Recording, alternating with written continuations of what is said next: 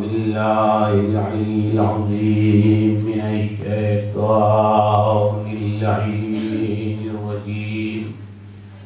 बिस्मिल्लाहिर रहमानिर रहीम। अल्हम्दुलिल्लाहिल्लज़ी ला यब्लुगु बिहद्दिल क़ाइलून व ला युहसी नअमाहुल आदून व ला युअद्दी हक़्क़ल मुज्तहिदून अल्लज़ी ला युदरिकुहु बुअदुल हिमा व ला यनालुहु गौसुल फ़ितन अल्लज़ी लैसा लिसिफ़तिही हद्दुन महदूद व ला नातुन मौजूद व ला वक़्तुन महदूद व ला अजलुन ममदूद फ़तरल ख़लाइक़ बिक़ुदरतिही व नशरर रियाह बिरहमतिही वस्सलातु वस्सलामु अला अशरफिल अंबिया'i वल मुरसलीन अल मुख़ातब बित्ताहा व यासीन सय्यदना अल मुमज्जद रसूलिल मुसद्दद अल महमूदिल अहमद अल मुस्तफ़ा अल अमजद मौलाना अबिल क़ासिम मुहम्मद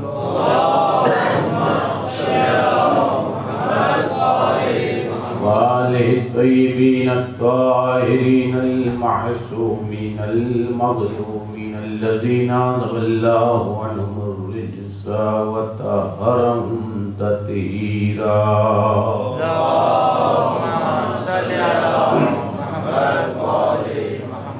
अम्मा बअद फ़क़द क़ाल अल्लाहु तबारक व तआला फ़ी किताबिहिल मजीद। बिस्मिल्लाहिर रहमानिर रहीम। सुब्हानल्लज़ी अस्रा बिअब्दिही लैलन मिनल मस्जिदिल हराम इलल मस्जिदिल अक़सा।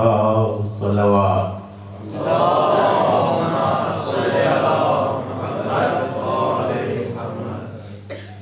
अज़ानी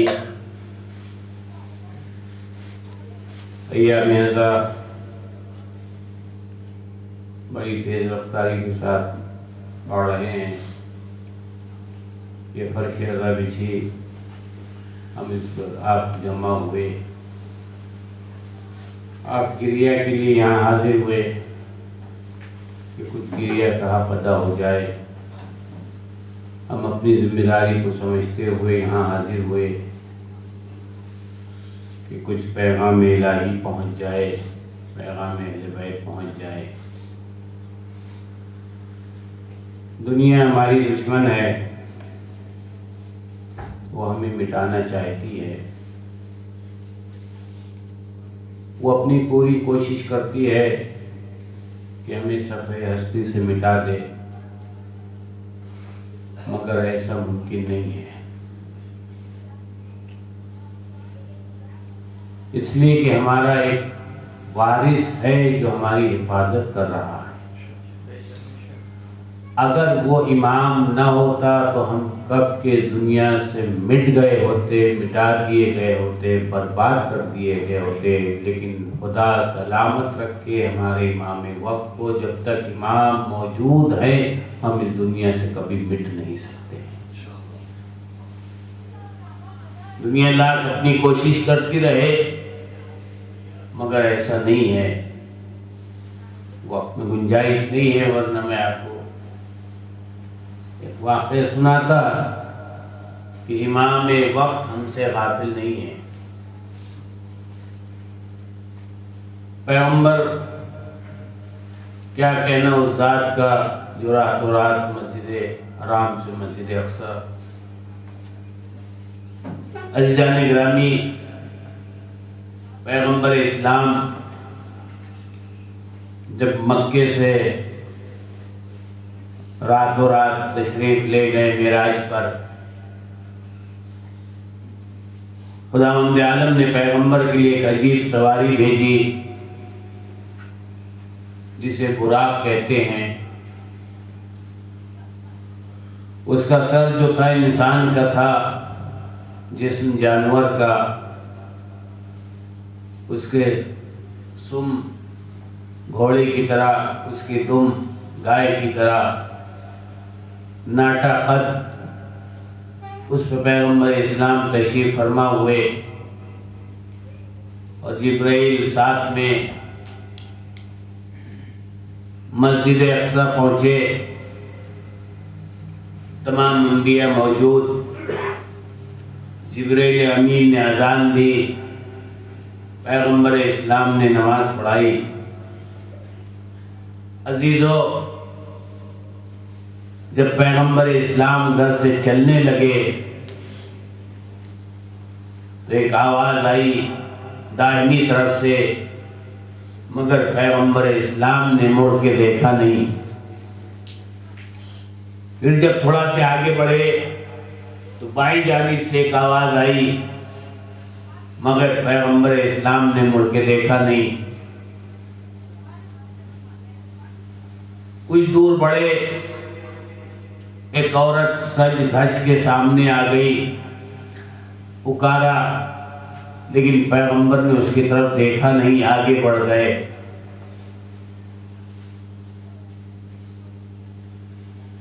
आयतुल्लाह दस्तगैब ने अपनी किताब मेराज में बात लिखी, जो आपने इंसान, मैंने कहा कि वो अपनी तख्लीक को आज तक न समझ सका तो फरिश्ते को क्या समझेगा। इस कायनात कि एक एक चीज मारिफत परवरदिगार का पता देती है। पत्तों को देखिए, कितने बारीक से बारीक पत्ते। इंसान क्या क्या देखेगा और क्या क्या समझेगा। जब एक मलक ने परवरदिगार की बारगाह में ये अर्ज की, परवरदिगार मैं तेरी जन्नत की सैर करना चाहता हूँ। मलक ने आवाज दी, बारिलाहा मैं तेरे जन्नत की सैर करना चाहता हूँ, तो आवाज कुदरत आई, जाओ देख लो कितनी बड़ी जन्नत है। ये ख्वाहिश थी, मैं देखना चाहता हूँ तेरी जन्नत कहाँ पे खत्म होती है, कितनी बड़ी है। लिहाजा परवरदिगार मुझे इजाजत दे दे, मैं तेरी जन्नत देख लूँ। आवाज कुदरत आई, जाओ, अगर तुम देखना चाहते हो तो देख लो। इस मलक ने इजाजत चाहिए। 1000 साल तक उड़ता रहा, 1000 साल तक उड़ता रहा, और जब थक गया तो बैठ गया और आज दी, परवरदिगार अगर तू और इजाजत दे दे तो 1000 साल और उड़ लो, ताकि देख लो तेरी जन्नत कहां पे खत्म होती है। इजाजत दी, मलक फिर 1000 साल और उड़ा, थक गया, बैठ गया। का परवरदिगार एक थोड़ी सी इजाजत और दे दे, जाओ। जब तीसरी मर्तबा 1000 साल तक और वो उड़ा और अब बैठ गया, अब ताकत भी नहीं थी उड़ने की, और सोचता रहा कि पता नहीं जन्नत के किस हिस्से में पहुंचे। तो एक मकान से आवाज आई, एक ज़ईफा की, ए मलक, 3000 साल तक तूने सफर किया, अभी तो तूने सिर्फ मेरे घर के सहन को पार नहीं किया है, तो जन्नत क्या देखेगा तू। एक सलावत पढ़े मोहम्मद व आले मोहम्मद।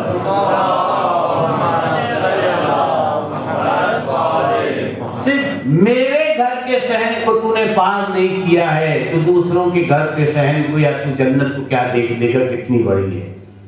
सोच ले कि अल्लाह जिसे देता है, परवरदिगार कितना करीम है। एक इंसान को इतना बड़ा महल और मकान देता है परवरदिगार। सोच ले, अंदाजा कर ले कि जन्नत कितनी बड़ी होगी। जैसे ही पैगंबर इस्लाम आगे बढ़े तो मैंने ये अर्ज किया, एक दाहिनी तरफ से, राइट हैंड की तरफ से आवाज आई, लेकिन पैगंबर ने मुड़ के देखा नहीं। जब बाईं तरफ से आवाज आई तो पैगंबर ने मुड़ के देखा नहीं। एक औरत सामने आई सच कर, लेकिन पैगंबर ने उसको मुड़ के देखा नहीं। जब थोड़ी देर दूर आगे बढ़े तो एक मर्तबा जिब्राइल ने कहा, ऐ पैगंबर, ये जो आपने आवाज सुनी थी जो दाहिनी जानिब से आई थी, लेकिन आपने उसकी तरफ देखा नहीं, उधर कोई जवाब नहीं दिया, आपको पता है क्या है? पैगंबर ने कहा, नहीं मैंने सुना, लेकिन मैं आगे बढ़ गया, मैंने मुड़ के देखा नहीं। तो जिब्राइल ने आवाज दी, या रसूल अल्लाह, अगर आप उस तरफ दाहिनी तरफ मुड़ के देख लेते तो ये यहूदियों की आवाज थी। अगर आप मुड़ के देख लेते तो आप और आपकी पूरी उम्मत यहूदी हो जाती। लिहाजा आपने देखा नहीं। और जो दूसरी जानिब से आवाज आ रही थी वो ईसाइयों की आवाज थी। अगर आपने उनकी आवाज को सुन लिया होता और गौर से देख लिया होता तो पूरी की पूरी कौम आपकी ईसाई हो जाती। और फरमाया कि देखिए जो सामने एक औरत थी, ये दुनिया थी, अगर आप इस औरत की तरफ गौर से देख लेते तो पूरी की कौम, पूरी की पूरी उम्मत आपकी दुनिया परस्त हो जाती। लिहाजा पैगंबर आप आगे बढ़ गए, अच्छा हुआ। और जो आपने पत्थर के गिरने की आवाज सुनी थी और आप खौफजदा हुए कि कहां से कौन सी बात हुई, कहां क्या गिरा, तो या रसूल अल्लाह ये पत्थर है जिसे मैंने 70 साल पहले जहन्नम में डाला था और आज वो जाके जमीन तक पहुंचा। 70 साल पहले मैंने उस पत्थर को जहन्नम में डाला था, ऊपर से गिराया था, और आज 70 साल के बाद जाके वो जहन्नम के तह तक पहुंचा है। अब आप सोच लें कि जहन्नम कितनी बड़ी होगी। और जहन्नम में सबसे कम अजाब, जहन्नम का सबसे कम अजाब, आग के 2 जूते पहनाए जाएंगे। सबसे कम अजाब ये है। अब आप आगे सोच लीजिए, कुरान मजीद खुद पढ़ लिए, आपको पता चल जाएगा। सबसे कम अजाब जहन्नम का 2 आग के जूते पहनाए जाएंगे, जिसकी वजह से इंसान का भेजा खौल रहा होगा। ये सबसे कम अजाब है। लिहाजा पैगंबर इस्लाम मेराज की तशरीफ ले जा रहे हैं। जैसे ही बैतुल मक़दस से निकले, खाजी ने बैतुल मक़दस आया, उसने पैगंबर के सामने 3 चीज रखी, पानी, शराब और दूध। कहा पैगंबर अगर आपने पानी पिया तो पूरी उम्मत आपकी पानी में डूब जाएगी। अगर आपने शराब पिया तो आपकी पूरी उम्मत जो है वो बह जाएगी। और अगर आपने दूध पी लिया तो आपकी उम्मत अपनी मकाम पे रहेगी, कोई बहकने नहीं पाएगा। लिहाजा पैगंबर इस्लाम ने दूध नोश फरमाया और चले। रास्ते में जिब्राइल ने कहा जरा यहां पे 2 रकात नमाज पढ़िए। कहिए कौन सी जगह? कहिए मदीना है, अनकरीब आप मक्के से मदीने आने वाले।